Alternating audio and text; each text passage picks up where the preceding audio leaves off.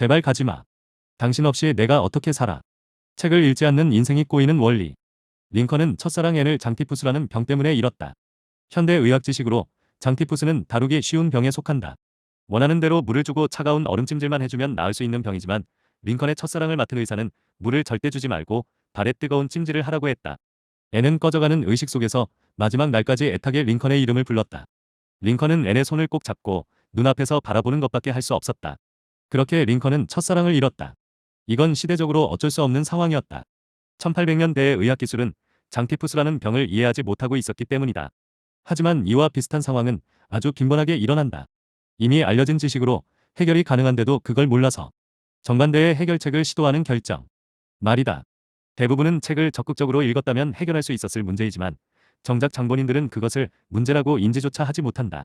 그저 위에 장티푸스처럼 필연적으로 죽을 수밖에 없는 운명, 즉 해결의 여지가 전혀 없는 개념으로 받아들이고 마는 것이다.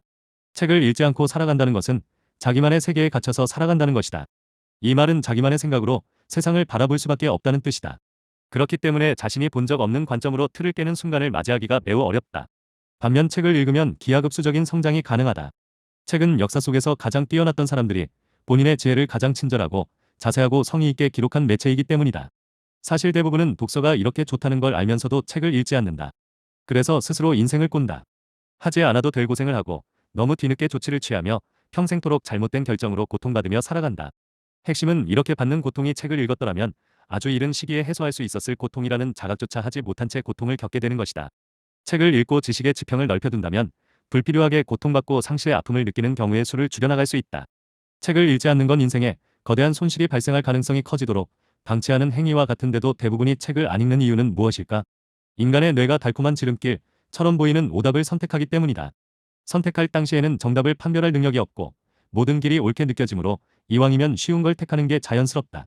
책은 도파민을 마르게 만든다 고 알려져 있다. 책은 기본적으로 안티도파민 유발 매체이다. 안티도파민 유발 매체란 도파민 유발 매체의 반대 개념이다.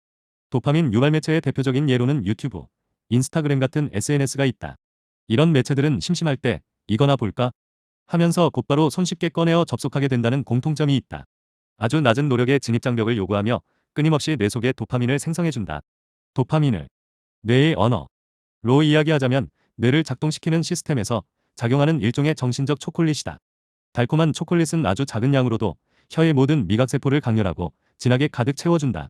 그래서 또 먹고 싶어지고 또 먹고 싶어지듯이 도파민 유발 매체도 비슷한 속성을 지닌다. 다시 본론으로 돌아와 안티도파민 유발 매체로 알려진 책은 읽기 상태를 시작하기 위해 높은 노력의 진입장벽을 요구하며 그 상태를 지속하기 위해서도 역시 높은 의지력의 진입장벽을 요구한다 고 알려져 있다.